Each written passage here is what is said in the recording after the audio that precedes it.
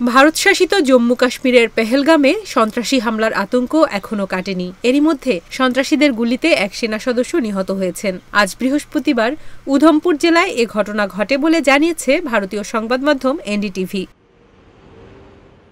কর্মকর্তাদের বরাতে প্রতিবেদনে বলা হয়, নিরাপত্তা বাহিনী ও সন্ত্রাসীদের মধ্যে গুলি বিনিময়ের পর এক সেনা সদস্য নিহত হয়েছেন। সন্ত্রাসীদের উপস্থিতি সম্পর্কে তথ্যের ভিত্তিতে শুরু হওয়া একটি ঘেরাও ও তল্লাশি অভিযানের সময় দুদু বসন্তগড় এলাকায় গুলিতে তিনি নিহত হন।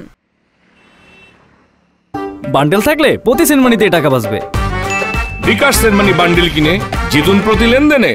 সেনাবাহিনীর জম্মু ভিত্তিক হোয়াইট নাইট কোর এক্সে লিখেছে, নির্দিষ্ট গোয়েন্দা তথ্যের ভিত্তিতে আজ উধমপুরের বসন্তগড়ে জম্মু ও কাশ্মীরের পুলিশের সাথে একটি যৌথ অভিযান শুরু হয়। এক পর্যায়ে ভয়াবহ গুলি বিনিময় হয়। প্রাথমিক সংঘর্ষে আমাদের একজন সাহসী যোদ্ধা গুরুতর আহত হন এবং সর্বোত্তম চিকিৎসা প্রচেষ্টা সত্ত্বেও তিনি মারা যান। অভিযান এখনও চলছে বলে জানিয়েছে তারা। প্রতিবেদনে আরও বলা হয়, কাশ্মীরে পর্যটকদের ওপর সন্ত্রাসীদের গুলিতে ২৬ জন নিহত হওয়ার দুদিন পর এই সংঘর্ষের ঘটনা ঘটল। এছাড়া গতকাল বুধবারও কাশ্মীরের বারমুল্লা জেলার উরিতে সেনাবাহিনীর সঙ্গে সন্ত্রাসীদের সংঘর্ষ হয়।